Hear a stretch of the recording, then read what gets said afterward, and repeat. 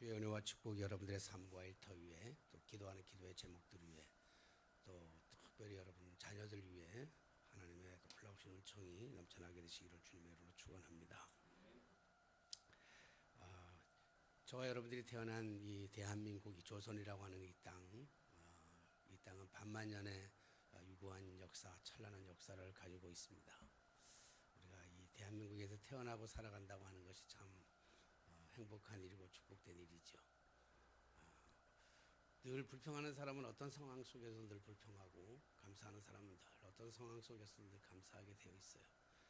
누가 그런 얘기 하더라고요. 감사라고 하는 검색어를 하고 클릭을 누르면 감사가 쫙 감사만 나오고, 불평이라고 하는 것을 검색어에 써가지고 클릭을 하면 전부 불평만 나온다. 그렇게 아주 젊은 전도사, 결혼도 안 한 전도사가 어느 날 설교하면서 그런 얘기를 할 때 제가 큰 은혜를 받았습니다. 정말 그렇구나. 우리의 삶이 감사의 안경을 쓰고 세상을 바라보면 세상은 온통 감사뿐이고, 불평의 안경을 쓰고 세상을 바라보면 세상은 온통 불평뿐이겠구나 하는 생각을 하게 되었습니다. 어쨌거나 우리가 반만년의 찬란하고 유구한 역사를 가지고 있는 이 대한민국이라고 하는 땅, 조선이라고 하는 이 땅에서 태어나서 우리가 오늘도 숨쉬고 살아갈 수 있다고 하는 것이 참 복되고 은혜고 감사라고 저는 생각합니다. 이런 반만년의 역사 속에서 지난 100년, 우리가 지나온 조금 100년, 한 세기 동안의 삶은 참으로 변화무쌍한 그런 시대를 우리가 살아가고 있고, 또 우리가 지금 이 시간에도 엄청난 변화의 소용돌이 속에서 우리가 발을 딛고 호흡하면서 살아가고 있는 건 사실입니다. 불과 한 50년 전만 해도 우리는 보릿고개라고 하는 것이 있었습니다. 물론 어린아이, 젊은 애들, 50이 되지 않은 젊은 애들에게 50년 전의 이야기를 하면 꼰대라고 얘기하기도 하고 좀 잘 들리지도 않겠지만, 어쨌든 이 찬란한 역사 속에, 반만년의 역사 속에, 그리고 지나간 100년의 역사, 이 짧은 100년의 역사, 혹은 이 50년 속에서 우리의 변화진 이 삶 속에 우리는 보릿고개라고 하는 가난한 시절을 살아갔을 때가 있었습니다. 정말 힘들게 먹을 것이 없어서 그때 하얀 이밥에 묵국, 소고기국, 그냥 장화 신고 지나간 국이라도 그 소고기 묵국이라도 좀 먹었으면 참 좋겠다. 이렇게 이런 것이 우리의 꿈에도 소원이었던 그런 시절도 우리에게는 분명하게 있었던 것을 우리는 기억합니다. 그래서 그때 그렇게 가난하고 살아갈 때, 정말 먹고 없이 살아갈 때, 그때는 뭐 노력하지 않았던 것도 아니에요. 우리 열심히 일했어요. 정말 죽으라고 일했고, 밭에 나가서 열심히 풀 베고 나무하고 열심히 살았어요. 손이 다 부르트도록 일하고 그렇게 일했음에도 불구하고 밥 한 그릇 얻어먹는다는 것이 참 힘들고 어려웠습니다.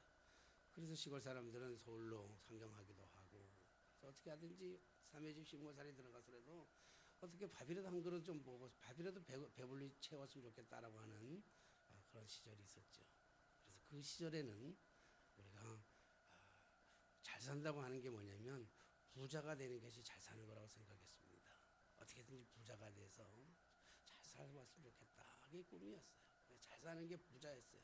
그래서 죽으라고 일해서 돈 모으는 일에 앞뒤 돌아보지 아니하고, 누가 뭐라 그래도 상관하지 아니하고 열심히 돈을 모아가지고 왜 부자가 됐죠. 그래서 그 당시만 해도, 얼마 전까지만 해도 우리는 잘 사는 사람, 부자 그러면 참 잘 사는 사람, 그렇게 얘기를 했어요. 근데 근래에 들어와서 얼마 전부터는 우리가 부자를 보고 잘 사는 사람이다 이렇게 얘기하는 것은 극히 드물어요. 그렇게 부자는 그냥 부자지, 부자를 보고 잘 사는 사람 이렇게 얘기하는 사람들은 결국 많지 않아요. 그러니까 이제는 부자라고 하는 것을, 잘 사는 사람이라고 하는 것은 돈이 많은 사람, 집이 큰 사람, 뭐 좋은 차를 가지고 있는 사람, 이런 사람들을 가지고 잘 사는 사람이라 그렇게 얘기하지 않죠. 잘 사는 사람이라고 하는 것은 뭘 얘기하냐면 사람답게 사는 사람을 갖다가 잘 사는 사람이라고 그래요. 이제는 다 웬만하면 먹고 살잖아요. 조금만 움직여도 먹고 살잖아요. 저는 요즘 깜짝 놀랐어요. 저는 뭐 직장 생활을 잘 안 하고 돈 버는 걸 모르지만, 이게 뭐 자랑도 아니고 아무것도 아니에요. 우리 막내가, 예성이가 알바해요. 알바. 직장도 아니고 알바. 근데 알바 하는데 어느 날 11조를 한 거 보니까 16,000원, 16만 원을 했더라고요. 얼마 받은 거죠? 160만 원이나 받은 거야. 알바하는데. 그러니까 요즘은 그냥 열심히 그냥 내가 열심히만 살아가면 열심히 뭐 하면 꼼지락거리면 먹고 사는 것은 충분하겠구나라고 하는 생각을 했어요. 자기가 노력을 안 해서 그렇고 안 해서 그렇지. 옛날에는 죽으라고 노력해도 밥 한 걸 얻어먹기가 참 어려운 시절이었다고요. 알바를 해도 160만 원이나 받을 정도가 되니까 이제 먹고 사는 거에 대해서는 내가 노력하면 되잖아요. 그래서 지금은 잘 산다 그럴 때 잘 산다 돈이 많은 사람 보고 잘 사는 것이 아니라 사람 구실하면서 살아가는 것이 잘 산다 이렇게 얘기하는 거예요. 그럼 사람 구실한다는 게 뭐겠어요? 사람 구실한다는 것은 주변을 돌아볼 줄 아는 사람이죠. 자신을 돌아볼 줄 알고 주변을 돌아볼 줄 알고 그리고 또 다른 사람도 좀 돌아볼 줄 아는 것 그것이 잘 사는 사람들이죠. 어제 제가 제 칠순을 맞이한 우리 이제 동서 우리 집사람 언니 남편의 칠순을 맞이하면서 가서 이제 설교를 했어요. 설교를 했는데 그분이 살아가는 삶에 늘 만나면 오늘 오기로 했는데도 이제 마귀가 또 방해하니까 보조잖아요. 다 오기로 해놓고 좀 차 오다가 우리를 찾지 못해서 오는데 아니 세상에 우리 귀를 못 찾으면 어디를 찾습니까? 오다가 지금 다 왔다가 돌아가는 참 가슴 아픈 정말 기적이 일어나는가 싶었더니 거기다 안 나온 사람이 일어났더니 그냥 갔어요. 마음 아픈데 어제 그런 얘기를 했어요. 그분 만나면 늘 만나면 본인이 그 자수성가를 했기 때문에 시골에 올라와서 시골에서 올라와 가지고 열심히 일해서 정말 죽으라고 일해서 남몰래 흘리는 눈물도 많고 아픔도 많았겠죠. 이 자수성가하는 사람들이 그래서 성공한 다음에 꼭 하는 말들이 있어요. 꼭 하는 말들이 뭐냐면 아무도 안 도와줬다는 거예요. 난 누가 조금만 도와줬다면 훨씬 잘 될 수 있었대. 그때 이랬으면 조금만 더 잘 도와줄 수 있었는데. 그래서 제가 하도 그런 얘기를 많이 하셔서 그리고 부자예요. 돈도 많고 집도 크고 뭐 다 있어요. 그래서 제가 어제 설교하면서 본문을 시편 121편을 정하고 내가 산을 향하여 눈을 들이라 나의 도움이 어디서 올고 천지를 지으신 여호와께서로다. 그렇게 얘기하면서 우리 자수성가한 사람들의 그런 모든 사고방식은 아무도 나를 도와주는 사람이 없다라고 생각한다. 근데 따지고 보면 아무리 어려운 사람이라 할지라도 우리가 성공했다 그러면 누군가의 도움들이 다 있었다. 겉에서 밥해주는 사람의 도움이 있었고 그리고 아무리 돈이 많은 사람이라 할지라도 거기서 일해주는 사람이 없었다면 착각한 미련한 사람들이 내가 돈을 줬으니까 저 사람은 돈 받아서 돈 받은 만큼 나한테 일하는 거지. 이런 미련한 사람이 어디 있습니까? 그게 진짜 미련한 사람이에요. 근데 그게 아니라 어떤 사람이 우리 주변에 있는 누구든지 다 에게 도와줘서 그리고 내가 온 거 아니에요? 돌아보면 시편 기자도 마찬가지예요. 시편 기자도 정말로 인생의 삶이라는 것은 시편 기자의 그 고백, 시편 120편을 기록한 그 시인 역시도 그 자수성가한 사람이었거든요. 아무 배경도 없는 사람이었어요. 정말 힘들고 어려운 삶을 살았어요. 하나님 어찌하여 나를 버리셨습니까? 하나님 언제까지 내가 이런 고통을 당해야 됩니까?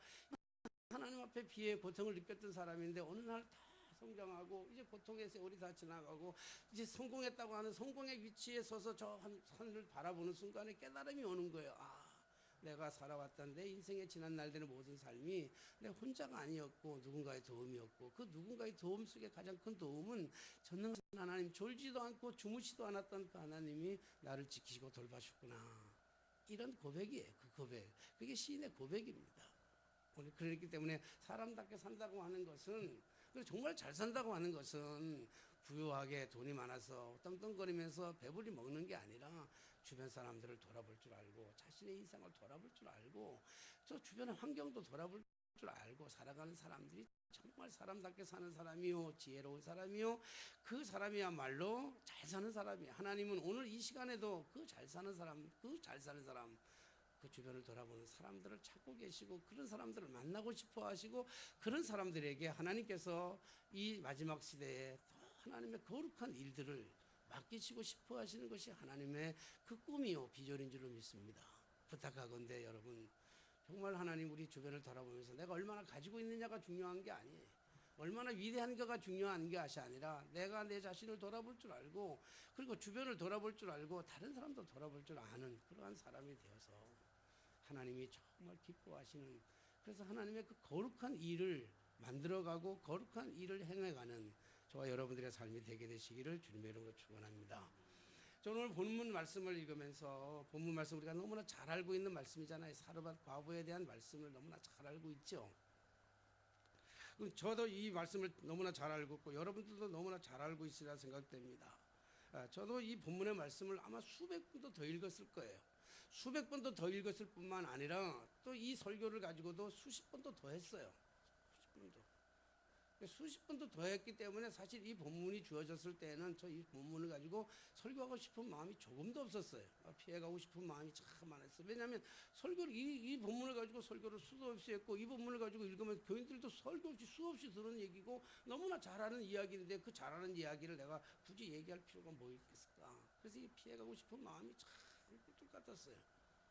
설교를 할 때 설교의 종류에 여러 종류 있어요. 설교하는 종류가. 근데 여러 종류가 있는데 요즘 대표적인 요즘 근래의 모든 교계의 교파를 떠나서 모든 목사님들이 가지고 있는 대체적인 설교의 유행이 따라가는 설교가 어떤 설교냐면 강해 설교를 많이 해요. 강해 설교라고 하는 것은 그 성경을 쭉 읽어가면서 계속 그 본문을 읽어가요. 뭐 지난주에 17장 1절부터 7절 했다면 이번 주에 8절부터 16절, 그 다음 주는 17절부터 24절 이렇게 해서 쭉 본문을 그냥 주어지는 대로 본문을 읽어가면서 한 절 한 절씩을 강해하는 게 강해 설교예요. 요즘 그런 설교가 대세예요. 모든 설교가 대세예요.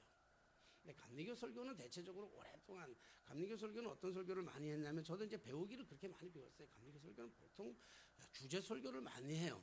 상관없이 어떤 내가 하고 싶은 얘기를 이렇게 정해놓고 그냥 주제에 맞춰서 그러니까 그 설교는 어떤 면에서 내가 하고 싶은 얘기에 따라서 성경을 갖다가 비춰가지고 성경을 갖다 이용하는 설교가 참 많았어요. 사실 제가 배우는 것도 거의 뭐 신학교에서는 설교를 잘 안 가르쳐 주니까 그래서 그런 설교를 가지고 주로 감리교 목사들은 그런 설교를 많이 하죠. 저도 그런 설교를 오랫동안 그런 주제 설교도 많이 하고 그랬어요. 그러다가 이제 하나님께서 제게 설교의 문들을 열어주시고 설교에 대한 특별한 관심을 많이 갖고 하셔서 저는 그 어떤 것보다도 제일 관심 많은 부분이 설교의 부분이니까 정말 목숨을 걸다시피 올인하는 데가 설교니까 뭐 여러분들이 듣기에는 잘하는지 못하는지 내가 평가할 수는 없는 것이지만 어쨌든 제 나름대로 내가 목회 중에서 여러 목회 사역들 중에서 제가 가장 많은 시간을 투자하고 가장 올인하는 데가 뭐냐면 설교라는 거잖아요. 그 설교에 대해서 오래전부터 하나님 앞에 기도하고 몸부림치며 씨름하고 말씀을 묵상하는 가운데 뭐 나에게 주신 것은 설교를 강해 설교라든지 뭐 이런 것들을 다 공부도 했지만 특별히 요즘 설교는 뭐 목사님이 설교의 그런 틀은 뭡니까라고 묻는다. 굳이 목사님들이 묻는다면 아마 관점 설교가 아닐까 이렇게 생각합니다. 관점 설교. 하나님의 관점에서 성경을 바라보고 하나님의 관점에서 성도들을 바라보면서 그래서 오늘 성경의 관점을 가지고 그런 관점을 가지고 성경을 바라보면 내 관점에 따라서 성경이 보여지기도 하고 그래서 해석하기도 하고 설교하기도 이제 해요. 그런데 그래서 이제 주제 설교가 있는가 하면 반면에 비슷한 거지만 목적 설교가 있어요. 내가 목적을 가지고 설교하는 거죠. 타겟을 정하고 목적을 가지고 설교하는 경우가 있어요. 성도들의 삶을 보면서 우리 성도님들이 지금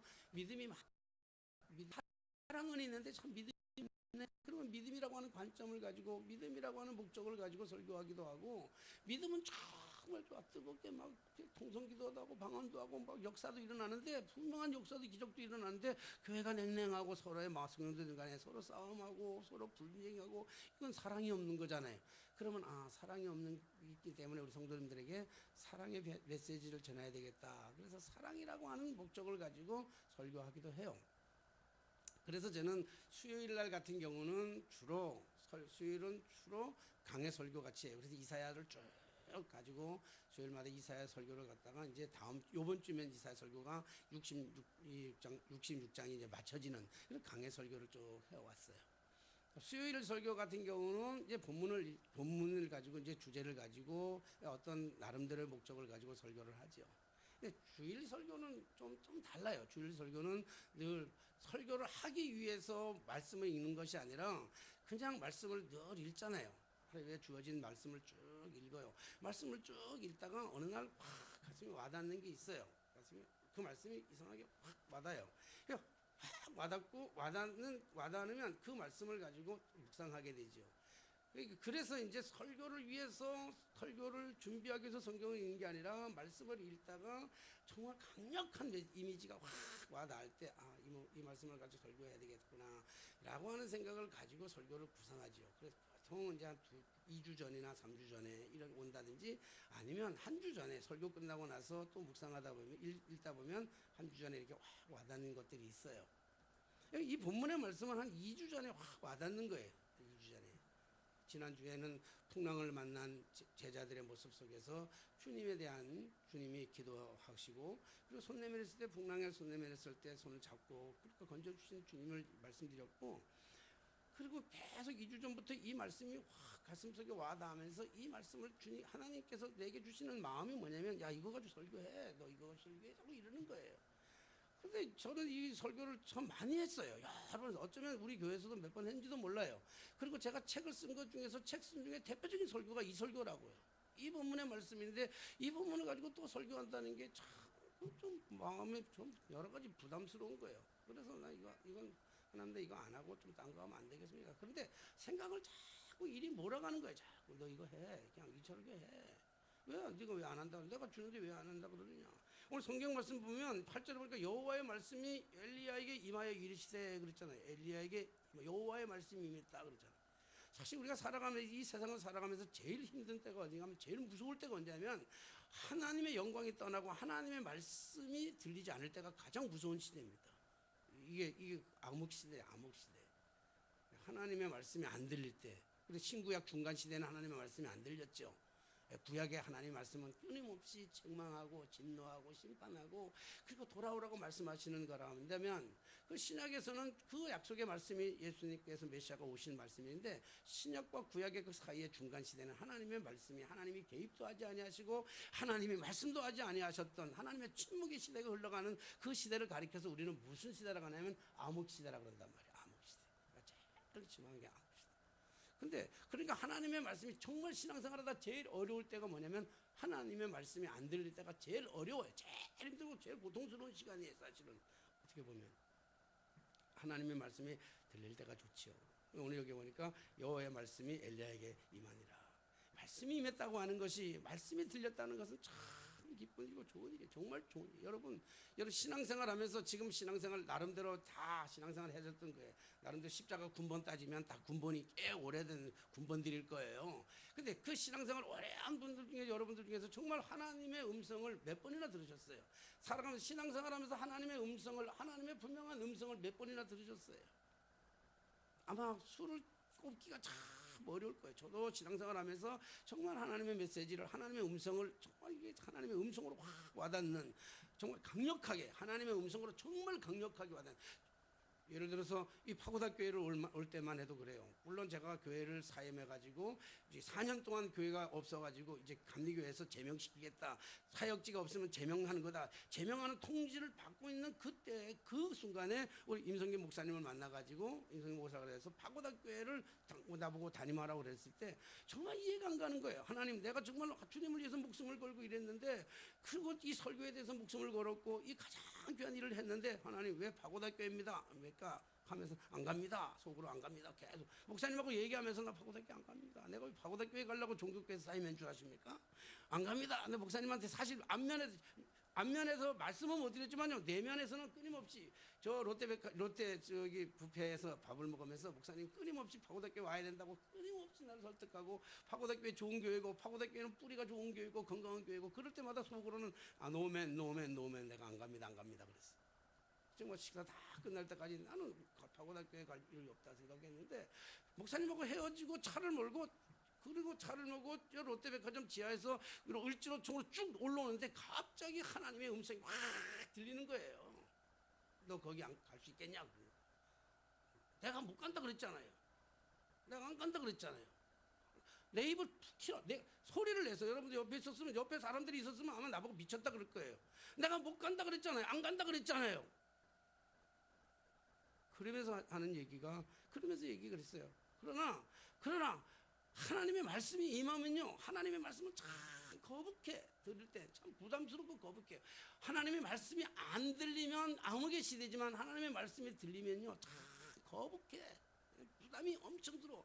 근데 그 하나님의 말씀이 거북하고 부담스러움에도 불구하고 그 하나님의 말씀은 반드시 지켜야 돼요. 하나님 참 얄궂어요. 반드시 지킨다고요. 이스라엘 백성들 보세요. 이스라엘 백성 광야에 나와가지고 하나님을 얼마나 많이 불평해요. 원망하잖아요. 수도 없이 원망하잖아 하나님을. 그럼에도 불구하고 원망했는데 원망했던 자기 길로 가는 게 아니야. 하나님 광야에서 끊임없이 하나님의 길을 따라간다고요. 하나님의 길을 따라. 이 하나님의 임재가 하나님의 말씀은 그런 거예요. 요나도 마찬가지고 하나님 말씀이 임하니까 안 가려고 해서 가야 된다니까. 하나님의 말씀이 임하면 그래. 그래서 여러분 이렇게 우리가 하나님의 말씀이 임하면 굉장히 부담으로 다가오는데 여러분 하나님의 말씀을 몇 번이나 들으셨어요? 저희 그 신앙생활을 오래동 50년 넘게 신앙생활을 하면서도 쭉 보면서 하나님의 말씀이 정말 이렇게 임하는 것이 결국 별로 많지 않아요. 오늘 말씀해 보니까 여호와의 말씀이 엘리야에게 임하여 이르시되, 임하여 이르신 게 뭡니까? 너는 사르밧에 가면 시돈이라고 속한 사르밧에 가면 거기에 한 과부가 있어. 사르밧 과부가 있는데 네가 그 집에 가. 그 집에 가면 내가 그 과부를 통해서 너를 공경하게 할 거야. 가서 그 집에 가서 빌부터 살아, 이 얘기예요. 얼마나 부담스러운 일입니까? 엘리야에게 있어서 얼마나 3년 6개월 동안 지금 기근이 오는 거예요. 3년 6개월 동안 기근이 오는데 지금 1년 6개월이 지난 과정이에요. 아직까지 기근이라고 하는 게 2년, 흉년이 2년이나 더 남아있고 1년 6개월 동안 기근이 와가지고 흉년이 와가지고 먹을 것이 없는 이때에 하나님께서 그 보내는 것도 누구에게 뭐냐면 사르밧 과부 집에 가라는 거예요. 좀 부잣집에 가라면 얼마나 좋겠어요. 부잣집에 가서 길벗쳐 살아가지고 부잣집에 가서 좀 얻어먹고 살아가라면 참 좋을 텐데 하나님께서 사르밧 과부 집에 과부, 그러니까 그 집이 과부 집에 가기도 전에 이 집이 잘 사는지 못하냐는 이 구약 성경은 금방 알 수 있어요. 왜냐하면 그 과거에 이스라엘 시대 때 이때에는요 가장 불쌍한 사람들이 누구냐면 과부와 고아라고요. 그러니까 가기 전에도 이미 그가 얼마나 가난한 집인 줄 알아요. 과부네 집에 가라는 것은. 그러니까 그렇게 가가지고 네가 가서 뭐냐면 그 가서 네가 밥을 얻어먹고 그 집에 가서 기도하라, 이런 얘기예요. 하나님의 음성을 안 들으면 몰라도 들으면 거북하다니까. 그런데 엘리야는 순종하잖아요. 왜 순종합니까? 하나님의 말씀이 너무 거북스럽고 너무 불편해요. 너무 부담스러워요. 그럼에도 불구하고 빠져나갈 길이 없어. 가야 돼. 가야 되는 거예요. 그래서 왔잖아요. 저도 사고등학교에 벌써 7년 가까이 지나는 것 같아요. 7년 넘었나? 숫자에 대해서 개념이 없으니까 그러니까 가잖아요. 오잖아요. 자, 그러니까 이제 엘리야도 갔어요. 가가지고 이제 가서 이제 그 성문에 이르니까 성문에 이르는더니 한 과부가 그것에 나뭇가지를 줍는지라. 나뭇가지를 줍는 한 성문 그 문 밖에서 성문 밖에서 지금 나뭇가지를 짚고 있는 한 과부를 보니까 저 여자가 라고 하는 것이 금방 알아볼 수 있는 만큼 금방 알아보는 거예요. 엘리야는 하나님께서 가르쳐 주시기도 했었겠지만 그러나 그 알아가는 삶의 모습 너무 구차하고 너무 어렵고 너무 불쌍하고 너무 가련하니까 그 사람인 줄 알았다고요. 그러니까 그에게 말하기를 청하건대 그릇에 물을 조금 가져다가 나를 마시게 하라. 아마 그까지 오는 길이 물이 막혔던가 봐요. 그러니까 그 여자가 그 여인이 가지러 갈 때 엘리야가 그를 불러 이르되 청하건대 내 손에 떡 한 족을 내게로 가져오라. 떡까지 가져오라 그러는 거예요. 떡까지. 참 이 부담스러운 말을 합니다. 그랬더니 이 여인의 반응이 어떤 거죠? 이 여인의 반응이 이렇게 해요. 12절의 말씀 보니까 여인의 반응이 나와요. 여인의 반응, 솔직한 여인의 고백이 나오잖아요. 그가 이르되 당신의 하나님 여호와께서 살아계심을 두고 맹세하노니 나는 떡이 없고 다만 통에 가루 한 움큼과 병에 기름 조금뿐이라. 내가 나뭇가지 둘을 주워다가 나와 내 아들을 위하여 음식을 만들어 먹고 그 후에 죽으리라. 참 기가 막힌 얘기죠. 기가 막힌 얘기예요. 떡이 없고 다만 통에 떡 한 조각 만들 만한 가루하고 떡 한 조각 만들 그 기름이 있고, 그리고 나무 두 조각을 가지고, 여러분 나무 두 조각을 가지고 불을 떼 가지고 떡을 만들 정도면 이게 지금 상징적인 의미도 있죠. 얼마나 지금 먹을 것이 없다라고 하는 것이 아주 잘 표현하고 있는 말씀이죠. 그리고 먹고 죽으리라. 근데 사실 제가 오늘 설교를 안 하려고, 끝까지 안 하려고, 나는 이 본문을 끝까지 안 하고 좀 딴 본문 할게요. 저 추수감사절도 다음 주인데 딴 본문 할게요. 자꾸 딴 본문 하려고 막 나 뻗팅기려도 하나님이 끊임없이 나를 이 본문을 가지고 얘기하는데 그 본문을 가지고 얘기하는 것 중에 12절이 끊임없이 나에게 강력하게 오는 거예요. 12절이 강력하게 오는 거예요. 떡이 없고 맞잖아요. 떡이 없잖아요. 떡 만들 가루에 떡 한 조각 만들 만한 그것밖에 없잖아요. 없잖아요. 우리의 사고 속에, 내 사고 속에 끊임없이 이 여인이 없는 거 보이는 거예요. 없다는데 하나님은 있다는 거예요. 너무 많다는 거예요. 너무 많아. 하나님의 말씀은 너무 많다는 거예요. 제가 여기에 도저히 이해할 수가 없는 게 뭐가 많습니까? 없는데 떡이 없잖아요. 떡이 없고 떡을 만들어도 가루 한 통에 하나밖에 없잖아요. 없는데 왜 자꾸 많다 그럽니까? 많다는 거죠. 그러면 묻고 따져야 돼, 하나님 앞에. 없는데요. 없잖아요.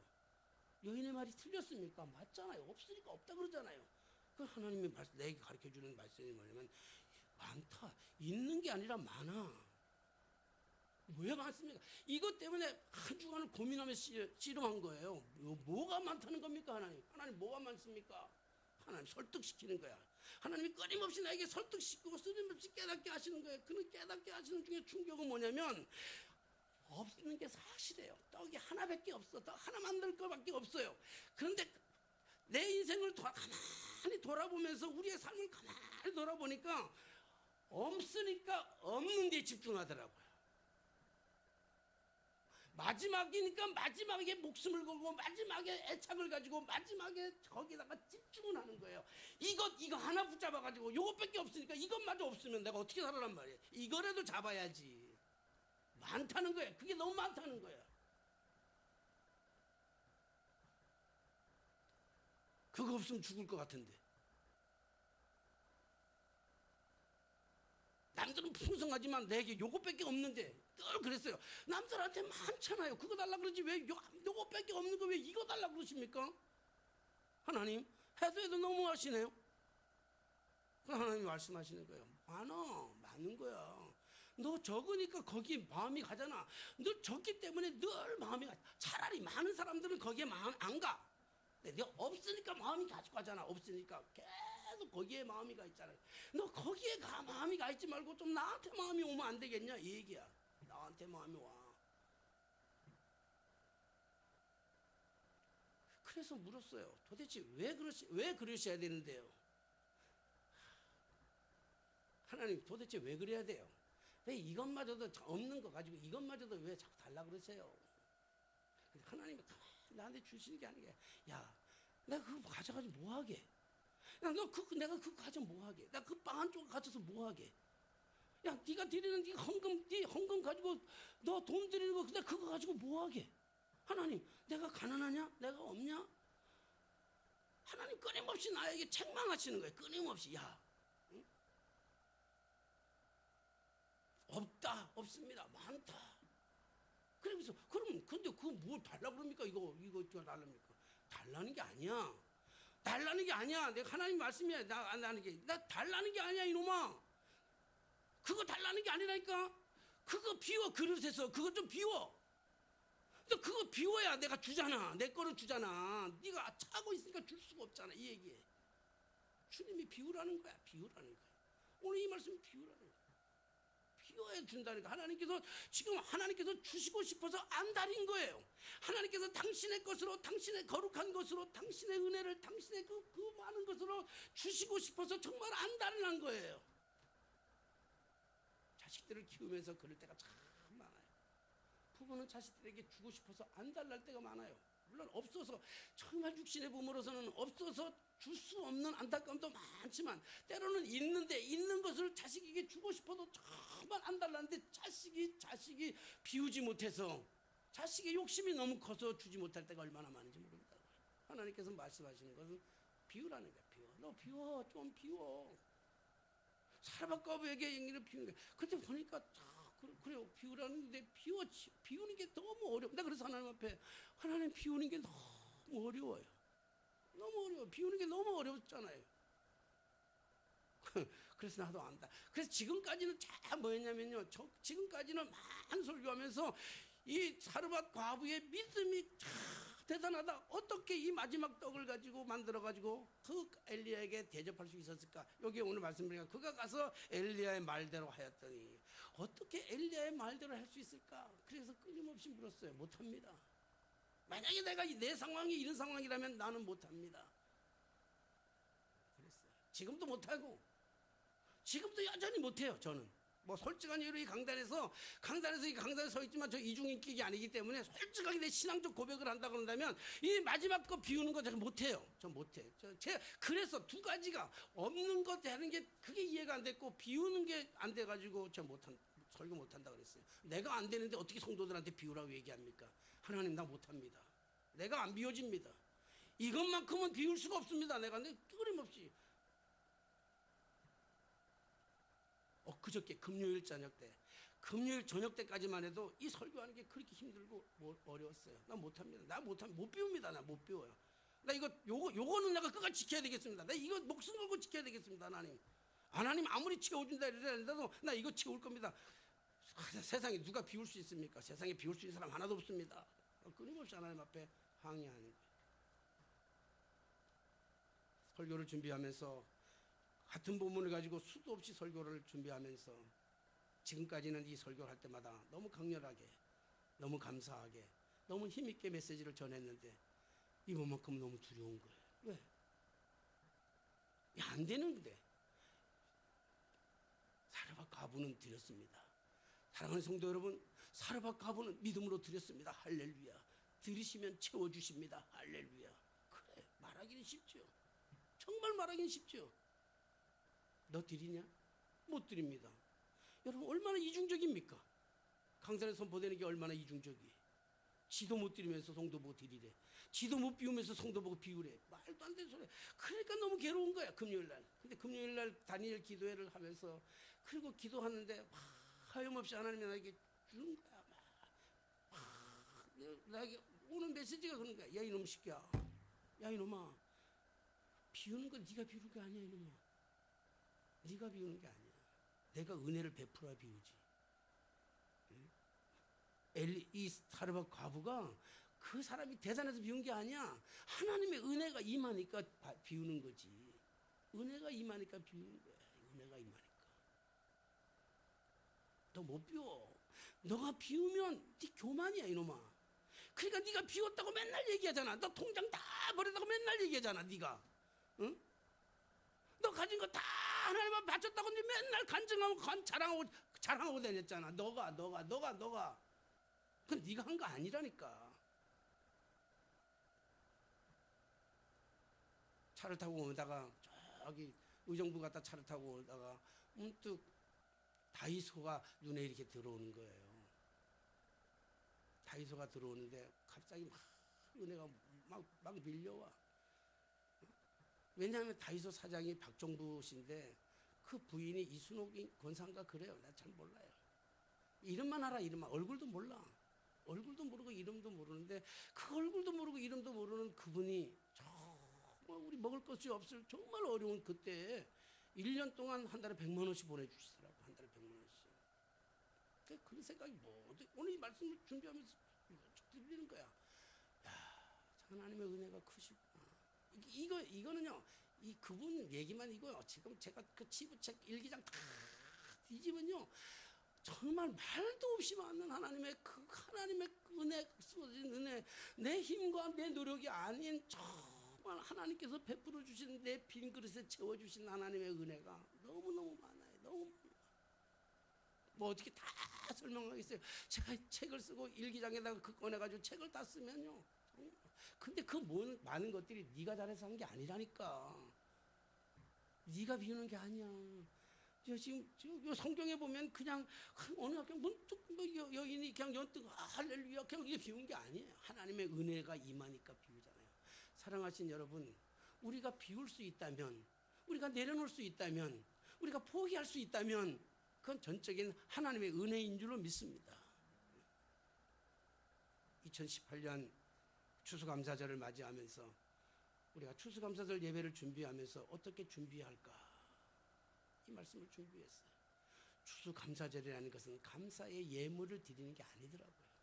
오늘 이 본문을 통해서 들려지는 이 귀한 것은 하나님께서 추수감사절은 예물을 드리는 게 아니에요. 하나님이 헌금을 기뻐 받으시기 위해서 추수감사절을 규정한 것도 아니고, 그래서 하나님은 액수를 보는 것이 아니에요. 하나님은 돈을 보는 게 아니에요. 하나님은 물질을 보는 게 아니에요. 추수감사절은 그런 게 아니고 하나님이 추수감사절의 진정한 의미는 비우는 거더라고요. 빈 마음이에요. 우리의 빈 마음을 가지고 준비된 심령을 가지고 주님 앞에 주님이 주시는 부어주시는 하나님의 은혜. 흉년이 지금의 흉년은 종합적인 흉년이잖아요. 경제적인 흉년만이 아니잖아요. 어떤 사람은 마음의 흉년이요, 어떤 사람은 정신적인 피폐함의 흉년이요, 수없이 많은 사람들이 흉년이에요. 여러분 가지고 있는 떡 한 덩어리가 아니라 가지고 있는 그 자만한 자존심 하나 그거 붙잡고 그것 때문에 몸부림치면서 하나님 앞으로 더 가까이 가지 못할 때가 얼마나 많이 있습니까? 저는 오늘 말씀을 준비하다가 갑자기 눈물이 펑펑 쏟아지면서 글이 하나 쓰는 거예요. 글 쓰는 이거 앞에다 써요. 저는 그게 뭐냐면 그렇게 하는 일이 없어서 불평하며 살았습니다.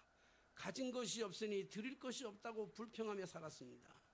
할 일이 없으니 주님의 보좌 앞으로 나아갈 수밖에 없었고 드릴 것이 없으니 그저 눈물만 흘렸습니다. 주님의 보좌 앞으로 나아갈 때마다 주님은 나를 위로하셨고 통회하며 눈물을 흘릴 때마다 세상에 그 무엇보다도 그 눈물을 기쁘게 받으시는 그 주님의 마음을 보았습니다. 그렇게 깨닫고 나니까 참 없는 게 은혜더라고. 없는 게 은혜야. 그리고 없는 것이 은혜임을 지금이야 깨달았습니다. 여러분 추수감사절은 가지고 있는 거 농사지를 1년 지은 농사를 가지고 그래서 그 감사해서 감사드리는 그거는 그 핫바닥이 저 밑바닥이 신앙이라고요. 그 밑바닥이 신앙이에요. 하나님이 없어서 그 추수감사 1년 만들어 놓고 내가 하나님 그거 받아 먹으시려고 하는 하나님이시겠냐? 아니에요. 비우라는 거예요. 마음을 비워라. 생각을 비워라. 좀 비워라. 단순히 지갑을 비워라는 뜻이 아니에요. 비워라. 왜? 비워야 내 것을 채워주잖아. 나의 거룩한 영성을, 너의 거지 같은 영성을 비워야 하나님의 거룩한 영성으로 채워질 거 아니냐. 너 거지 같은 지갑을 비워야 하나님의 거룩한 것으로 채워질 거 아니냐. 네 거지 같은 그 생각을 비워야 하나님의 거룩한 생각을 집어넣을 거 아니냐. 오늘 이 여인이 말대로 하나님의 말씀대로 했더니 그 가정에 없다고 거기에 목숨 걸었는데 그 없는 것까지도 비워놨더니 거기에 있고 끊임없이 있는 가뭄이 끝날 때까지 있어지는 축복의 역사가 이 본문의 말씀을 통해서 있어진 줄로 믿습니다. 사랑하신 여러분, 혹여나 무겁습니까? 설교가 무겁습니까? 우리 집사람 소리를 질러서 저분을 내다봤는지 아니면 설교가 너무 무거워서 내다봤는지는 잘 모르겠습니다. 지금도 내다보고 있는데 그냥 은혜되는 대로 받으세요. 우리 사람은 너무나 교인들의 입장에서 생각해서 하나님이 강단에서 선포되는 이 귀한 메시지는 제 마음속에 울림을 주시는 것은 하나님이 제 마음에 울림을 주신 줄로 믿습니다. 목소리가 큰 소리 흥분한 것이 아니고 내가 오는 하나님의 그 울림이요. 하나님께서 저와 함께 하시고 오늘 우리 살기 정말 힘든 세상, 정말 살아가기가 너무 힘들어요. 너무 힘들어 사는 게 다 힘들잖아요. 뭐 목사가 제일 힘들어요. 솔직한 얘기로 얘기하면 목사가 제일 안 힘들어요. 우리 사장님 여기 와서 앉아 계시지만요, 우리 사장님 내려가면서 장사하시는 모습 보면서 사장님 보면서 참 내가 너무 제일 쉬운 사람이다 생각해. 늘 생각할 때 일하시는 모습들을 바라보면서 내가 우리 모두가 다 힘들잖아요. 그래서 모두가 없잖아요. 오늘 주님이 말씀하시는 게 있는 것은 물질을 가지고 얘기하는 게 아니라 좀 비워. 왜? 내가 거룩한 생각을 주려고, 거룩한 은혜를 주려고, 거룩한 것들을 주려고 비우라고 말씀하시는 이 주님의 말씀에 우리 2018년 추수감사절 다음 주에 돌아오는 그 주간에 뭐 봉투 많이 만들어가지고 올 생각하지 마시고, 그거 없어도 다 돌아가시게 하시는 하나님, 그거 아니고 정말 비운 마음을 가지고 빈 그릇을 가지고. 추수감사절은 드리기 위한 것이 아니라, 오늘 말씀을 들으면서 생각이 드는 게 추수감사절은 드리는 것이 아니라 받는 것이구나.